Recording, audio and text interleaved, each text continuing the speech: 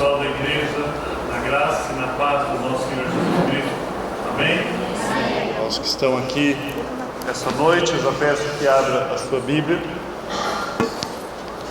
no segundo livro das Escrituras, que é Êxodo, capítulo 3. Nós vamos continuar falando um pouco mais sobre o chamado de Moisés. E eu desafio você a abrir a palavra de Deus lá, capítulo 3 de Êxodo.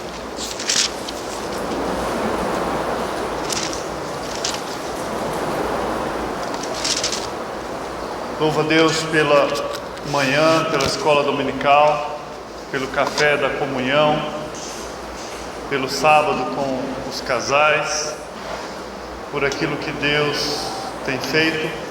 Ore por sexta-feira. Sexta-feira nós estaremos indo para Monte Azul Paulista e nós vamos apenas fazer os HF lá, os homens fortes, né?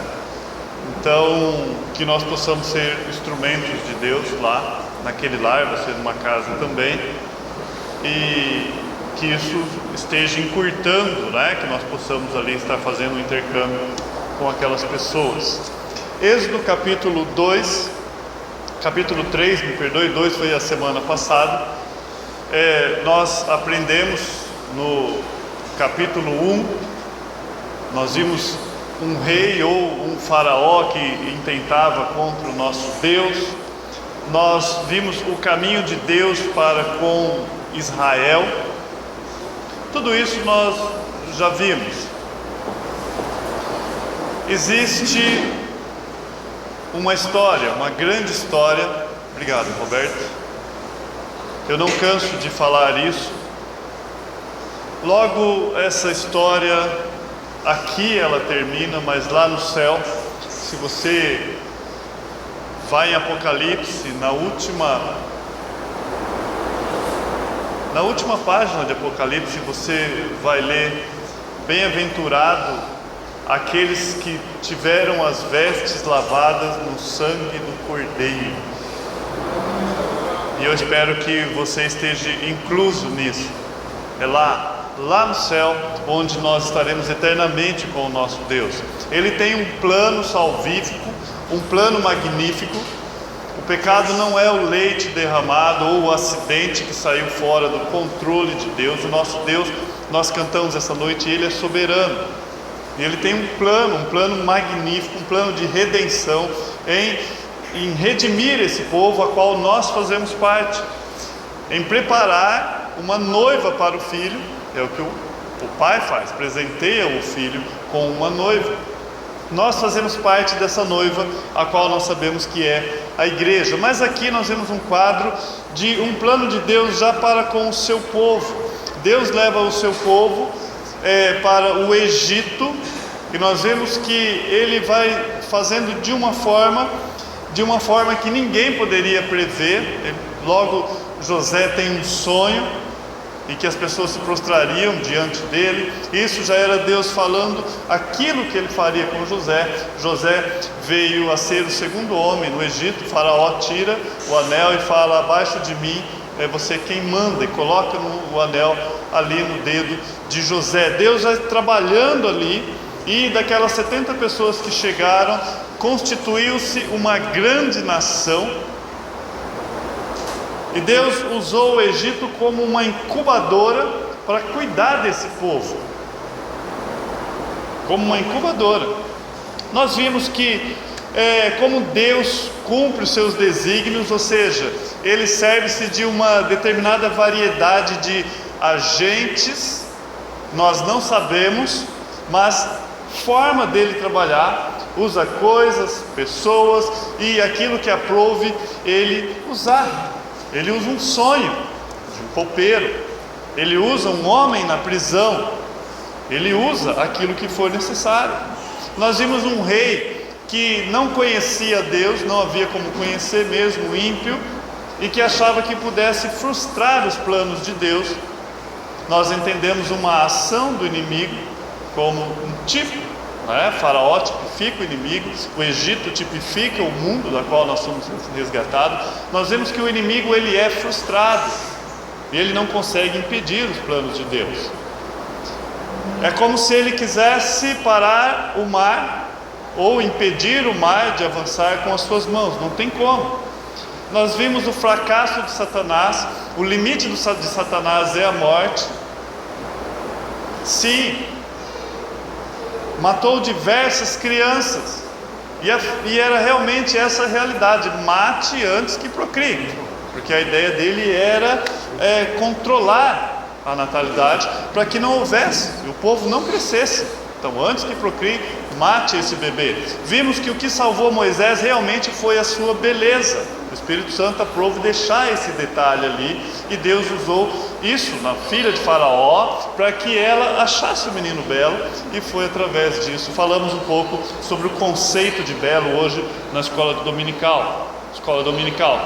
Os pais de Moisés, ou mais propriamente dito, a mãe de Moisés, as nossas limitações. A mãe para com o filho, ela faz tudo o que está ao seu alcance, tudo aquilo que ele é permitido fazer, mas chega um determinado momento que ela já foge do seu alcance, e ali ela coloca, literalmente, como se em algum momento não tivesse, mas ela tira todo o controle da mão dela e coloca ali, e está nas mãos de Deus. Sempre teve, mas esse quadro mostra bem a nossa incapacidade e como Deus interage da forma que Ele quer, quando e em quem Ele quer.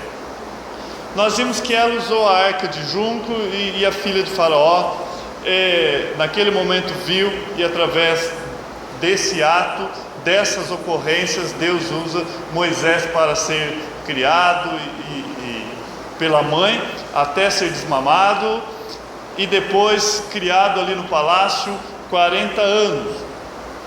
Nós vimos que após 40 anos Moisés sobe ao coração dele, ou de repente ele sente isso, ele fala: eu devo livrar os meus irmãos com a minha própria mão. Quem vai falar isso não é aqui em Êxodo, quem fala isso é Estevão, lá em Atos capítulo 7, ele vai falar isso.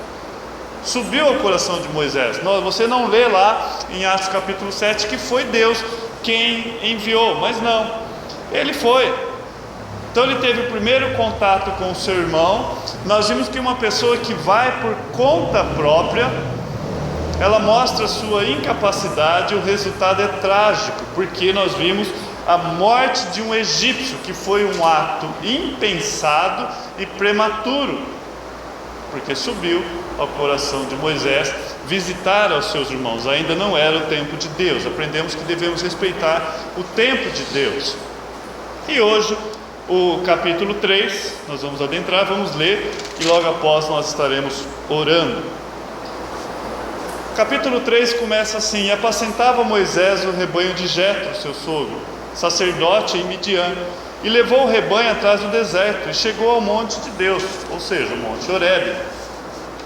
E apareceu-lhe, não é um anjo que apareceu-lhe o anjo do Senhor, que nós sabemos aqui ser Jesus Cristo, Apareceu-lhe o anjo do Senhor em uma chama de fogo, do meio de uma sarça, e olhou, e eis que a sarça ardia no fogo, mas a sarça não se consumia.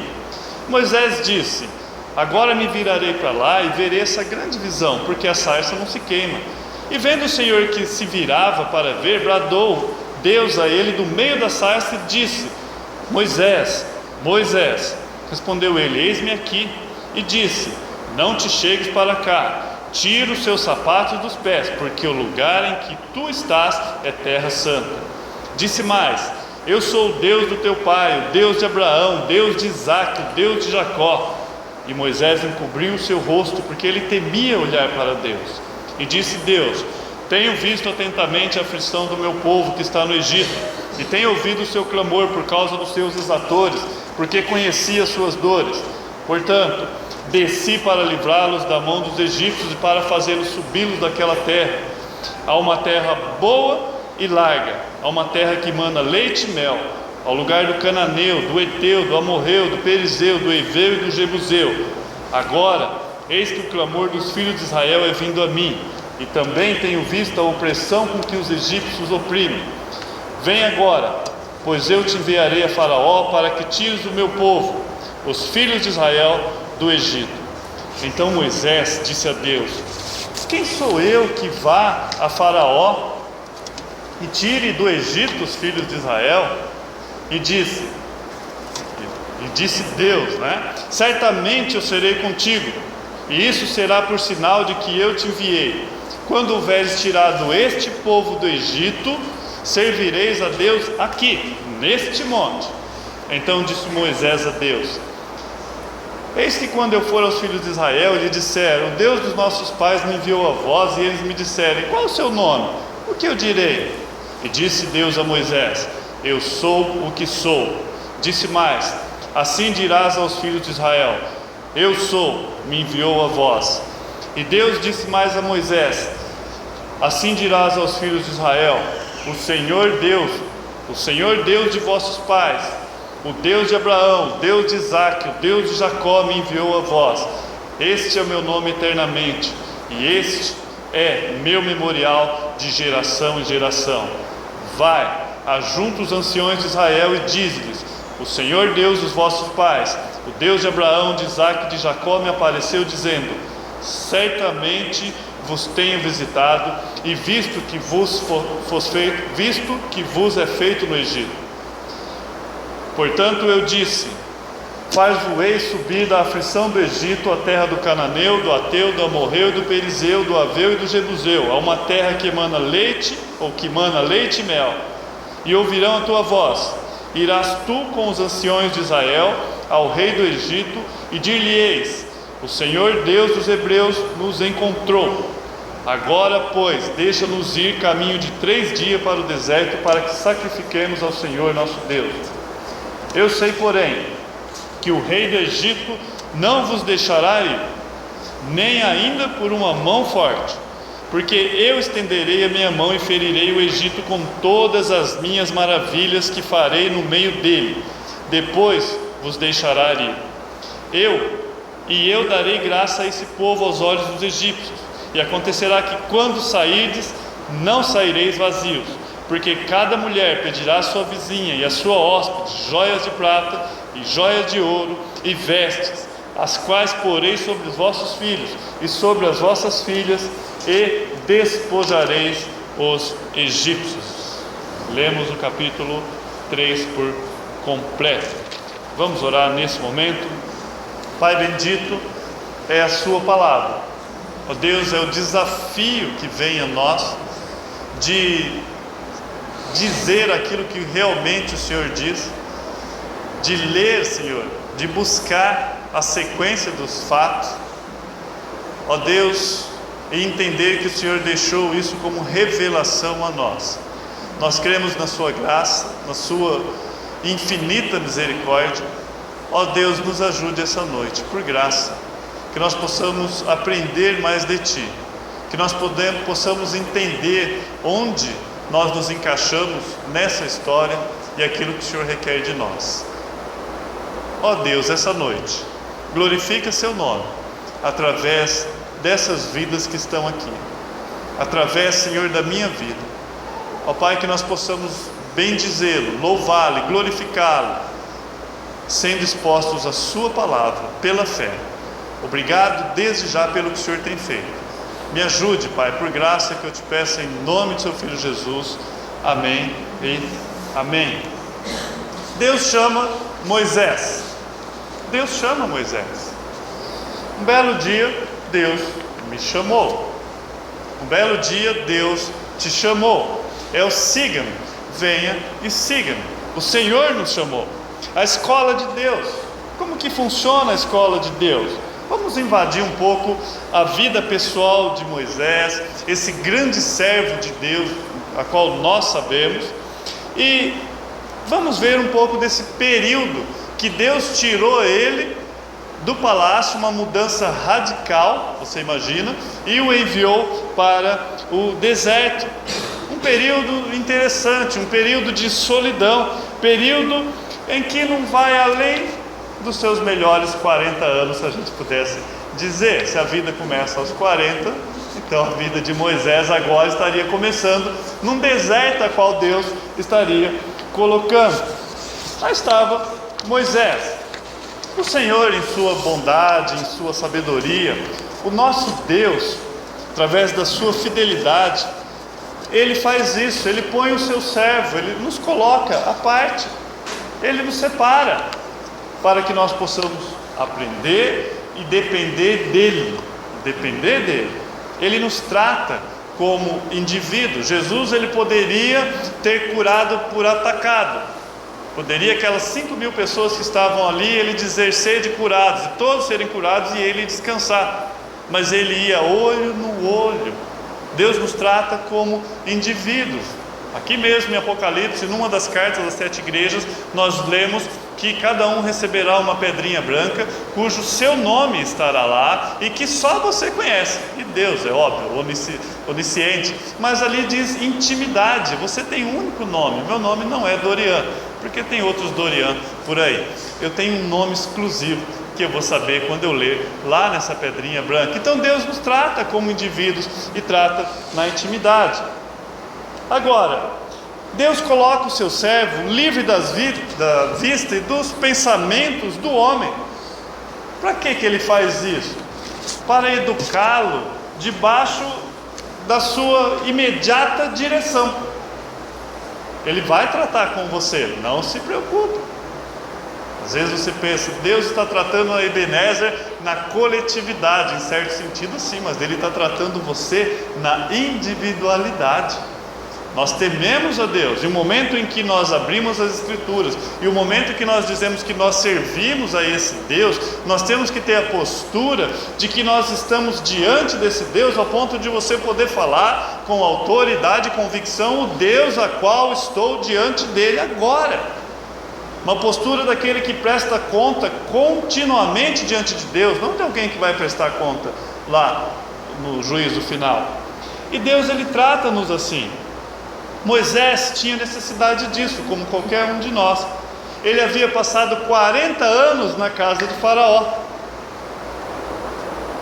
Faraó, Egito, simbolizando o mundo.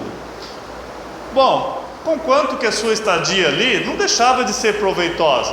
Ele aprendeu algumas coisas sim, ele tinha aprendido ali algumas coisas concernente ao homem. Mas aquilo não era nada em comparação o que ele aprenderia no deserto. Por quê? O tempo que ele passou na corte, lá no Palácio Real, e, amados, o egípcio eram pessoas totalmente idólatras. Tudo para eles era deuses. Havia orgias lá no palácio, havia coisas terríveis, abominações diante de Deus. Foi esse contexto que Moisés cresceu. Agora, essa estadia no deserto, esse ensinamento do próprio Deus para com ele e para conosco é indispensável. O que você aprendeu na escola, na faculdade, pode servir para alguma coisa outrora aqui, e servir até como instrumento de Deus. Mas Deus interagindo com você, na particularidade, na pessoalidade, isso é indispensável. Bem-vindo à escola de Deus. Bem-vindo à escola de Deus. Você começa Êxodo vendo Moisés sendo separado e colocado na corte, junto com a realeza, se pudéssemos dizer isso. Alguns poderiam prever: o que Deus fez com José vai fazer também com Moisés. Mas não é bem assim. Aí logo você vai ler: e apacentava Moisés o rebanho de Jetro, seu sogro, que era sacerdote de Midian, e levou o rebanho atrás do deserto e veio ao monte Horebe. Nós vimos no versículo 1. Aqui nós temos uma mudança radical na vida de Moisés. Porque quando você volta lá em Gênesis, no capítulo 46, lá no verso 34, você vai ver os irmãos de José conversando lá com Faraó, e ele fala assim: sabemos que pastor de ovelha é abominável a um egípcio. Pastor de ovelha é abominação para os egípcios. Para Moisés, que foi instruído em toda a ciência dos egípcios, quem fala isso também é Estevão, lá em Atos capítulo 7, verso 22, ele fala que Moisés foi instruído em toda a ciência, não em parte de ciência. Desde criança ele foi treinado como um príncipe. Ele cresceu como um egípcio, e nós sabemos que um egípcio, ele abomina um pastor de ovelha.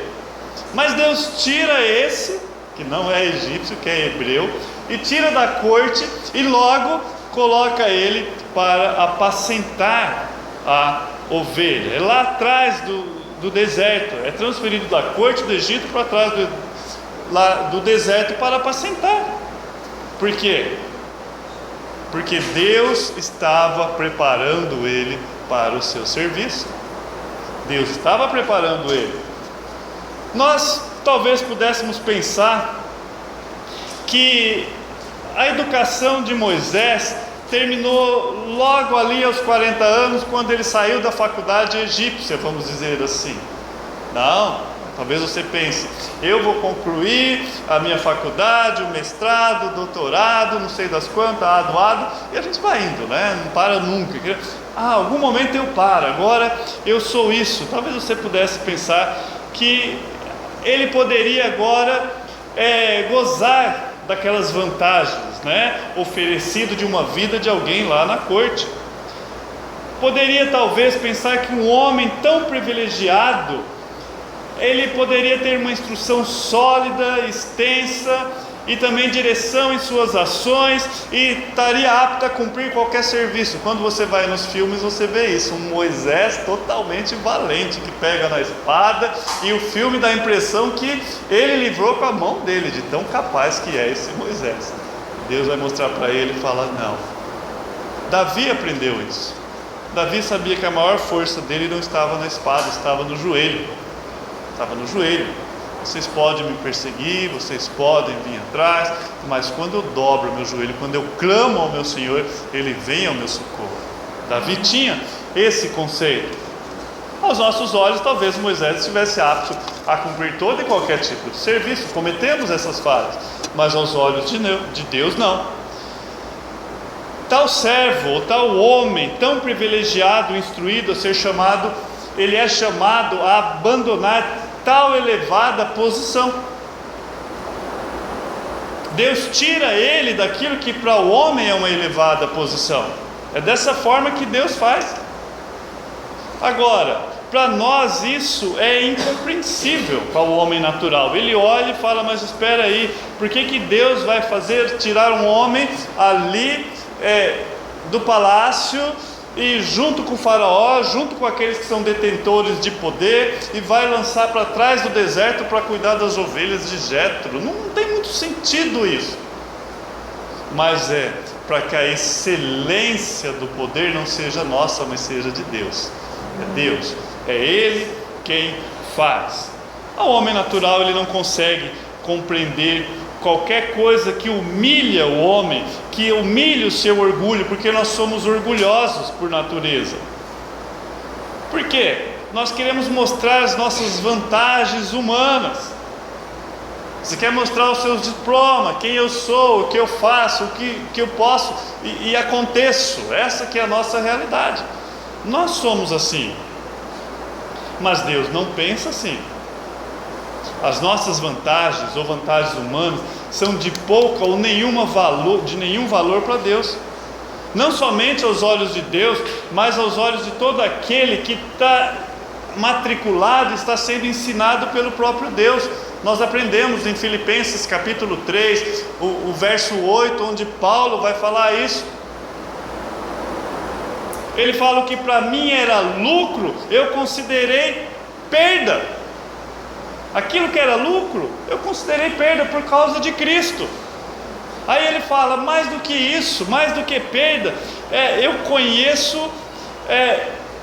eu considero tudo como perda comparado à grandeza do conhecimento de Cristo. Ele fala, todo esse conhecimento meu não serve para nada perto daquilo que eu estou conhecendo do meu mestre.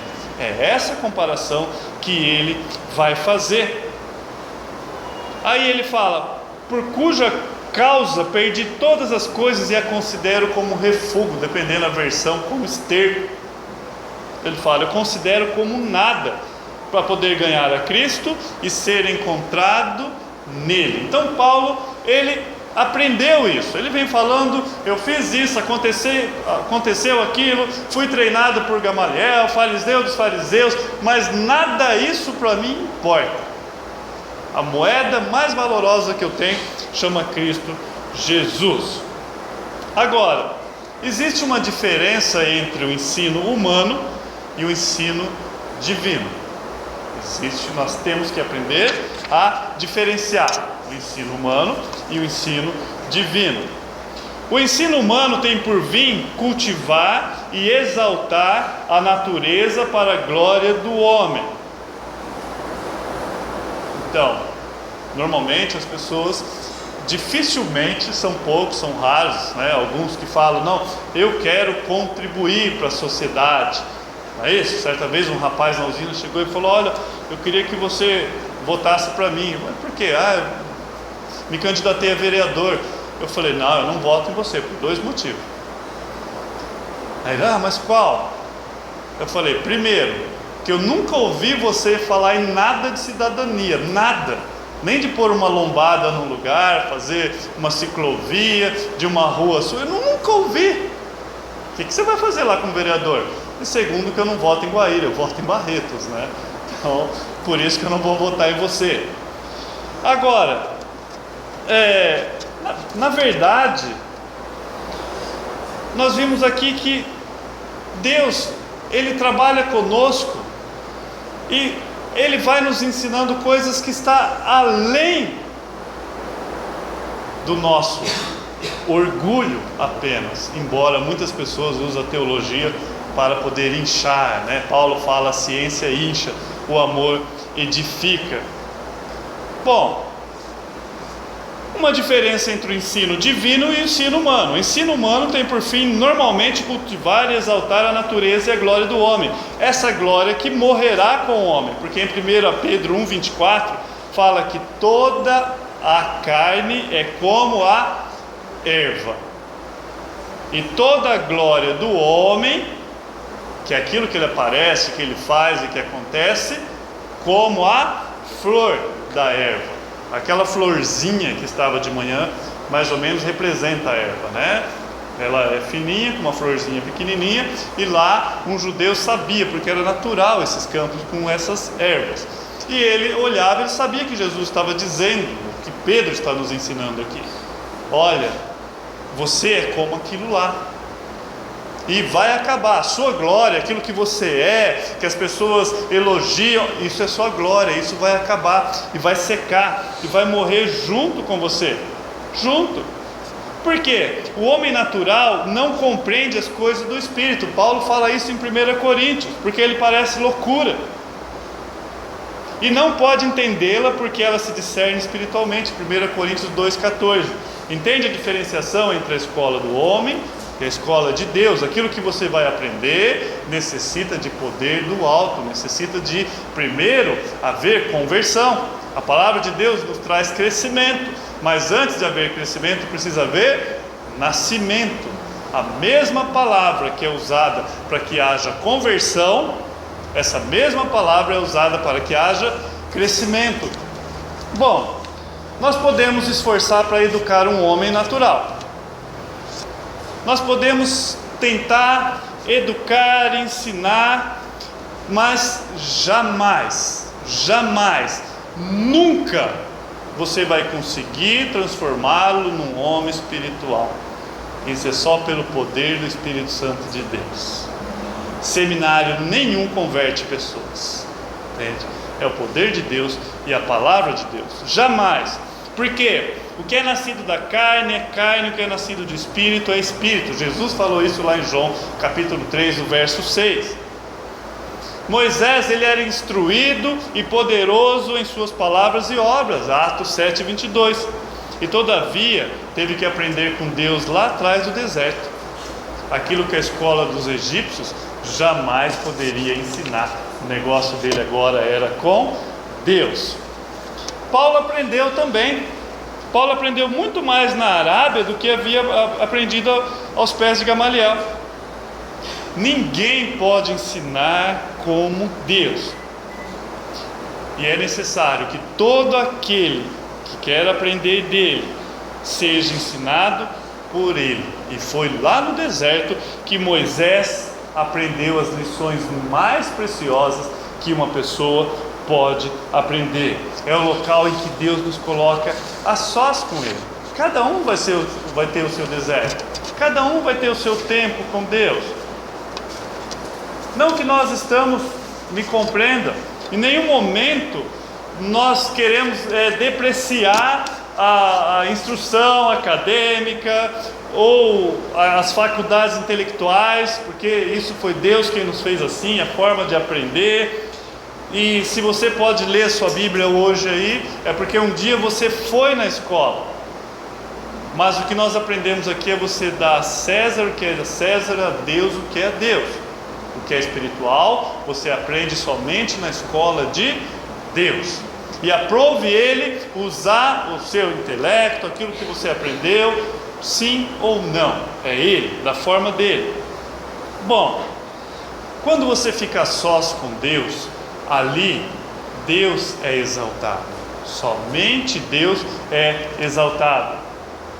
Eu penso que a maioria aqui conhece o que é você ficar atrás do deserto ou passar por um deserto. Nós sabemos o que é isso. Nós sabemos o momento em que Deus nos coloca em um lugar em que a natureza ela tem que ser deixada de lado.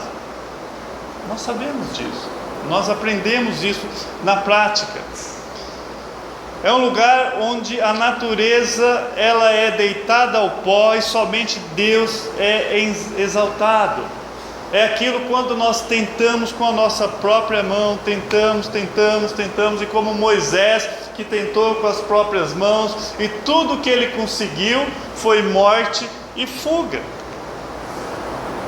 Quando nós tentamos e queremos criar os nossos castelos, a Bíblia fala lá em Mateus capítulo 7, no Sermão do Monte, que nós muitas vezes construímos na areia e devemos construir na rocha.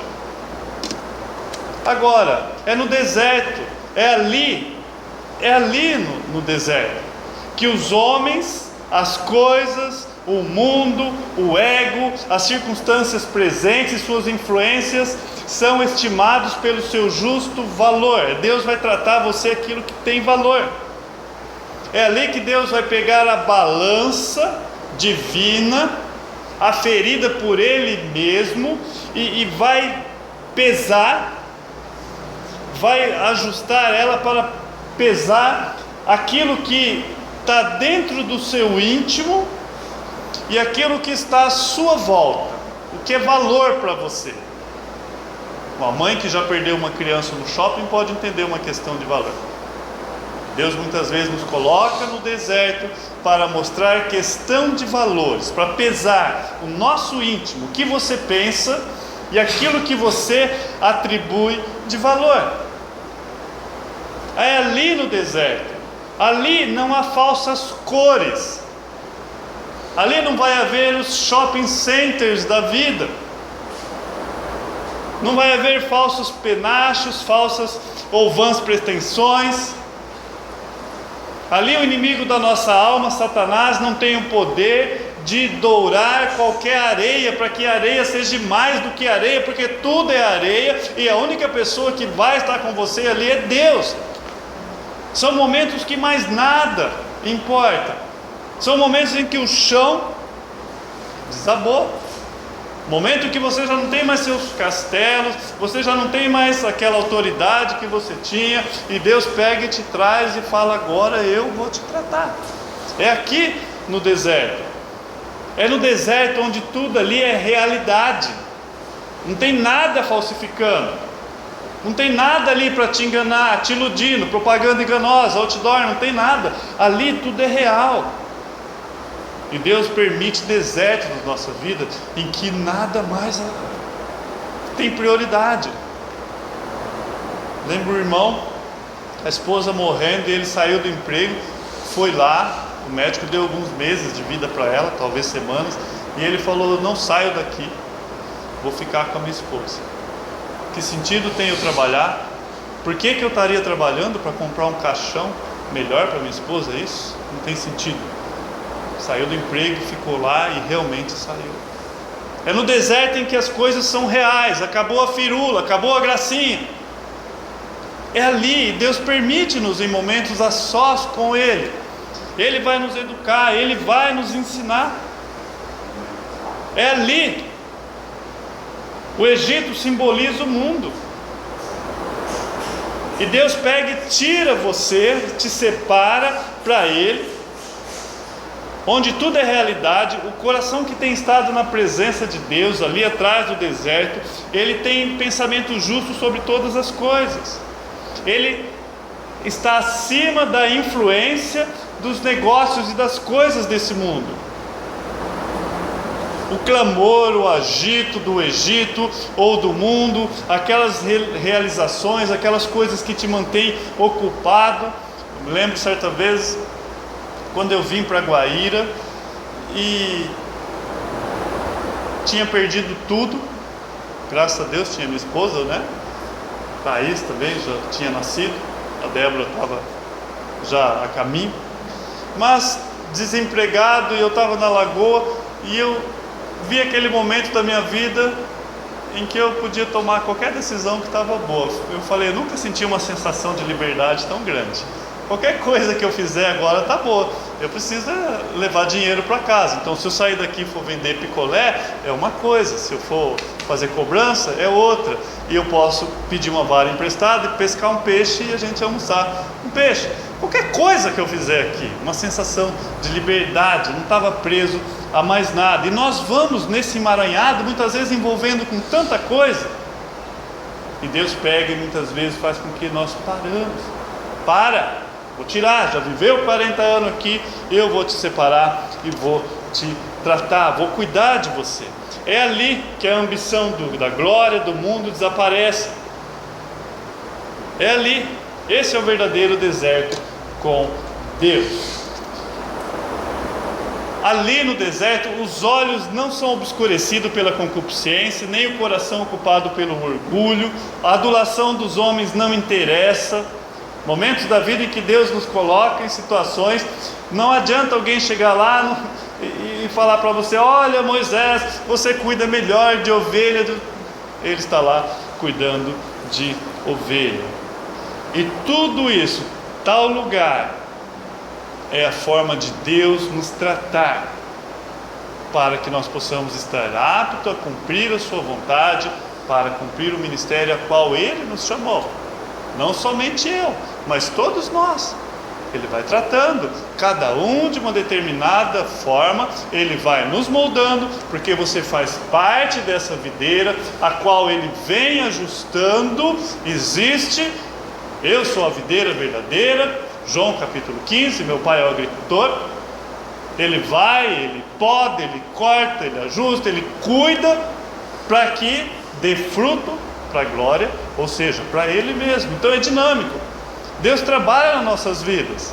Há mudanças. E Ele faz isso com Moisés. E Moisés, mesmo medroso e relutante, que nós vamos ver, prevalece o quê? A vontade de Deus.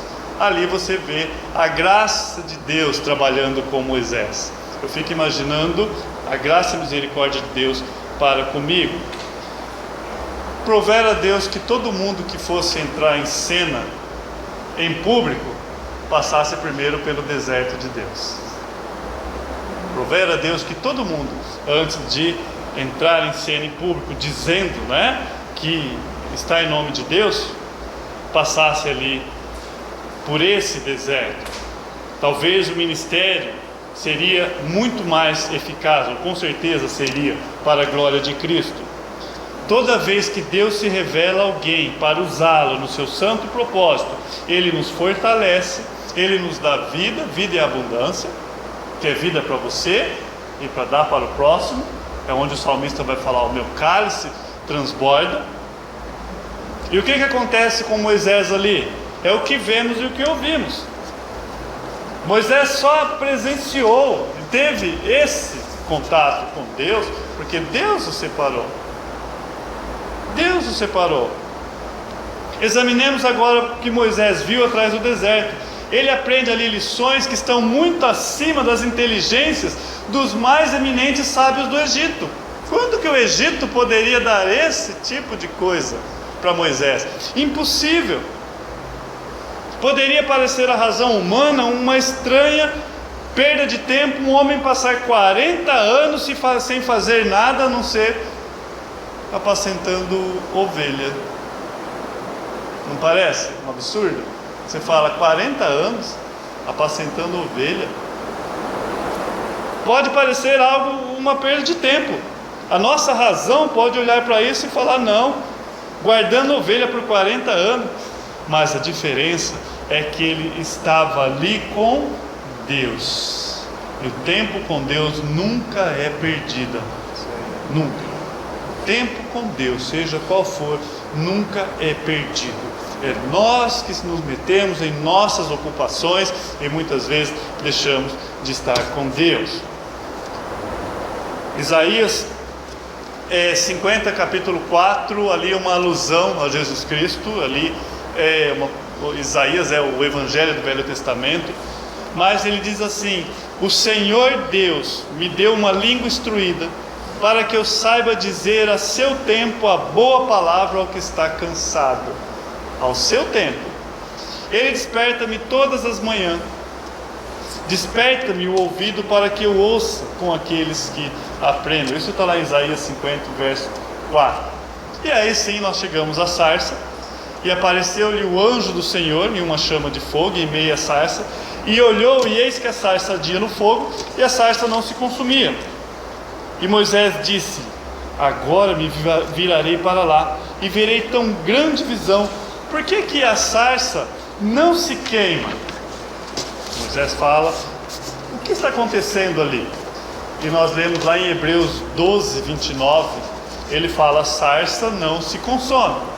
Mas em Hebreus 12, 29, nós lemos que Deus é fogo consumidor. Se Deus é fogo consumidor e Deus está no meio da sarça, por que a sarça não se consome? E aí, um pouquinho de teologia para os teólogos de plantão. Nós podemos ver aqui a kenosis. O que é kenosis? É um conceito teológico de que trata do autoesvaziamento temporário do nosso Senhor Jesus Cristo. Ou seja, é Deus conosco, é Deus visitando o homem, é Deus providenciando meios para que nós podemos ter contato com o próprio Deus. Jesus Cristo, ele deixou o exercício dos seus atributos divinos, deixou a presença imediata do Pai, deixou o louvor imediato dos anjos, assumiu a humanidade com todas as limitações humanas, sujeitou a ordenação da lei, a lei a qual ele mesmo tinha instituído. Emmanuel, Deus conosco, nós já aprendemos sobre isso. Nós já aprendemos lá em Filipenses 2, do 6 ao 8, que fala que Jesus, em forma de Deus, não teve usurpação a ser igual a Deus, mas esvaziou-se a si mesmo, fazendo em forma, ou tornando-se em forma de servo. Agora, e temos também um quadro real, você pode olhar a sarça ardente como um quadro real do próprio povo no Egito. Porque essa era uma realidade. Assim como a sarça não se consumia, tampouco eles não eram consumidos. Por quê? Porque Deus estava com ele. Como nós aprendemos hoje pela manhã, Sadraque, Mesaque e Abednego. Por que eles não eram consumidos no fogo? Porque Jesus Cristo, aqui, o anjo do Senhor também estavam com eles. Uma figura. Então nós temos um quadro real também. O Senhor dos Exércitos estava com eles e está conosco. O salmista, lá no Salmo 46, o verso 7, vai falar: o Senhor, o Deus de Jacó, que é esse que se rebelou, Ele é o nosso refúgio.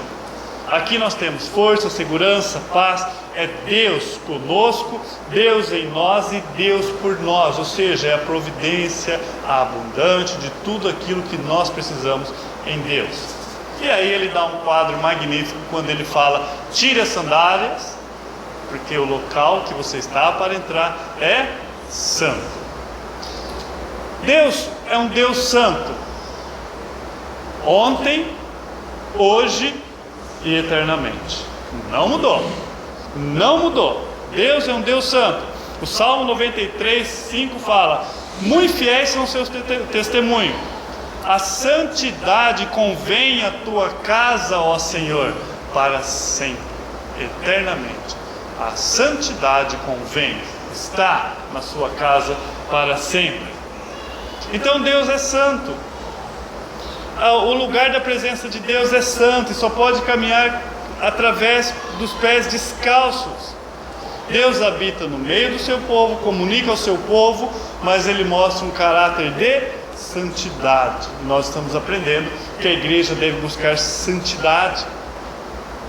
Às vezes nós não levamos a sério, mas nós reunimos em torno de quem? O centro em volta do qual os membros se reúnem é nada mais, nada menos que a pessoa bendita do Senhor Jesus Cristo. É sob esse nome a qual nós nos reunimos. Agora, vitorioso e glorificado, é no nome dele. O poder que nos une, porque a nossa unidade ela é espiritual, é nada menos do que o Espírito Santo. Ou seja, o Senhor Deus Todo-Poderoso habita em nós, então há uma busca constante de santidade, e Deus quer isso. E já finalizando, Horebe é o verdadeiro ponto de partida para aqueles que buscam a Deus, ou seja, aqueles a quem Deus envia para trabalhar para si. É interessante que Deus chama e envia. Foi lá em Horebe que Moisés aprendeu a tirar as sandálias, aprendeu a ver a santidade de Deus. A Bíblia fala que ele cobriu o rosto 40 anos antes de iniciar ele tentou iniciar a sua obra. 40 anos antes ele tentou, a sua atividade foi inútil, não serviu para nada. Mas agora é lá na solidão do Monte Horebe, no meio da sarça ardente, foi ali que Deus falou com ele: vem agora, Moisés, que eu lhe enviarei. Nessas palavras havia verdadeira autoridade. Existe uma grande diferença entre ser enviado por Deus e correr sem ser enviado. Existe uma grande diferença. É evidente que Moisés não estava apto para o serviço lá no início, daquilo que Deus esperava, quando ele tentou atuar sem Deus. Nada mais do que 40 anos de disciplina secreta era necessário para a sua vida. Não quer dizer que todos aqui vão entrar num deserto de 40 anos, mas mostra umas características da forma de Deus trabalhar a nossa vida. Ele tinha que ser ensinado por Deus e ser enviado por Ele. Isso acontece conosco. Que bom se todos acontecessem dessa forma e nossas obras pudessem ser validadas ou ter o carimbo, o selo de qualidade do nosso Deus, Foi treinado pela escola do próprio Deus. Quem dera todo aquele que levasse a palavra de Deus, aqueles que Deus chama para o seu ministério, levasse esse carimbo. Passei pelo deserto, passei pela escola, e aí eu sou o que sou. E Deus disse a Moisés: eu sou o que sou. Moisés fala: eu preciso de um nome. Eles vão me cobrar um nome, eu preciso de um nome. Ele estava falando do próprio povo dele. O que eu vou falar para o meu povo? E Deus fala: eu sou o que sou. É o que você vai dizer aos filhos de Israel: o eu sou me enviou a vós. Esse título, que nós não vamos esgotar ele, devido ao tempo, mas ele é extremamente significativo. Nós estudamos que Deus, Ele usa vários nomes. Ele se revela: Jeová Jireh, o Senhor proverá, não é isso? Nissi, o Senhor é minha bandeira. Qual mais? Shalom, Jeová Shalom, o Senhor é a minha paz, e assim por diante. O Senhor é a justiça nossa. Mas quando Ele diz eu sou, Ele abrange tudo isso, tudo isso. Se nós precisamos do quê? De vida, Ele fala: eu sou a vida. Se é de justiça que nós necessitamos, e nós necessitamos, Ele, o Senhor, é a nossa justiça. Se queremos paz, Ele é a nossa paz. Se ansiamos por sabedoria, Ele é a nossa sabedoria, porque Ele foi feito sabedoria por nós. Numa palavra, temos tudo que percorre ou a extensão daquilo que nós precisamos nessa palavra. Quando Deus manifestado em carne, depois você vai ver, o eu sou, Jesus, esteve aqui conosco, e Ele usou essa palavra, Ele fala, antes que Abraão fosse, eu sou. Ele estava falando, eu sou aquele Deus. Eles pegaram em pedra para o apedrejar, porque ele sabia do que ele estava dizendo. Agora, e Jesus? Quando Jesus diz o eu sou, como você completaria? Eu sou o quê? O pão da vida, a luz do mundo. Eu sou o bom pastor, eu sou a ressurreição e a vida, eu sou o caminho, a verdade e a vida, eu sou a videira verdadeira, eu sou o alfa, o ômega, a resplandecente estrela da manhã, eu sou o que sou, eu sou. Esse é o nosso mestre, esse é Jesus. Numa palavra, o Senhor pode tomar qualquer título de excelência e beleza divina nessa palavra. Eu sou. Nós devemos encontrar isso em Jesus, admirá-lo, adorá-lo, louvar. E ele fala, esse não é o meu nome simplesmente para aquele momento.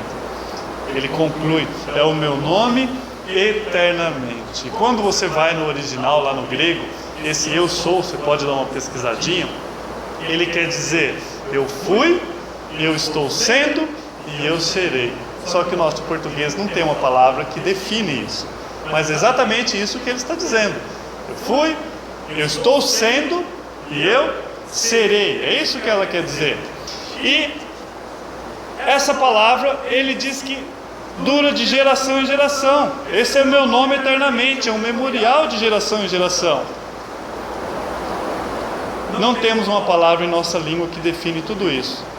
Mas, conhecendo a Deus cada dia mais do jeito que nós conhecemos, quanto mais nós buscamos a Deus, mais nós compreendemos essa verdade de quem Ele é para as nossas vidas. E o que você pode dizer essa noite? Eu sou o que? O que Deus é para você? Que nós possamos sair essa noite, terminando aqui o capítulo 3, entendendo que você está na escola do próprio Deus. Eu sou apenas um instrumento, um meio, como a palavra de Deus é o instrumento, como a Bíblia lá na sua casa, como o ouvir da palavra de Deus. E eu termino com Hebreus 10, 22, 23, que fala, cheguemo-nos a Ele com verdadeiro coração e certeza de fé, com inteira certeza de fé, tendo os corações purificados da má consciência, o corpo lavado com água limpa, que é a palavra, retenhamos firme a confissão da nossa esperança, porque fiel é o que prometeu. Vamos curvar nossas cabeças, vamos orar essa noite. Pai bendito, obrigado pela sua palavra. Obrigado por mais uma porção que nós aprendemos essa noite. Ó Deus, mais um trecho da nossa história. Ó Pai, que nós possamos confiar na grandeza de quem Tu és. Ó Deus, por graça, que nós possamos entender que aquilo que nós aprendemos verdadeiramente vem do Senhor. De nada vale, Pai, a sabedoria do mundo, para nada. Mas a sabedoria que vem do alto, essa faz toda a diferença, porque é a aplicação daquilo que o Senhor nos dá. Ó Pai, que nós possamos ter esse desejo de aprender cada vez mais de Ti, na Tua escola, para que o Seu nome seja glorificado. Ó Deus, o Senhor nos chama, e toda vez que o Senhor chama alguém, é para enviar. O Senhor nos chama e nos delega. O Senhor nos chama e nos ensina e envia. Cada um que está aqui, ó Deus, cada um que passou já por desertos ou passa por desertos, ou seja, por situações a qual o Senhor nos permite estar, a qual o Senhor nos ensina. Ó Deus, que nós possamos aprender verdadeiramente de Ti e confiar que estamos sendo ensinados pelo Senhor. Obrigado pela vida de cada um que está aqui essa noite, que nós possamos glorificar o Seu nome, sempre, sempre, sempre. Te agradecemos em nome do Seu Filho Jesus. Amém e amém. Louvado seja Deus por mais essa porção. A comunhão faz parte do culto.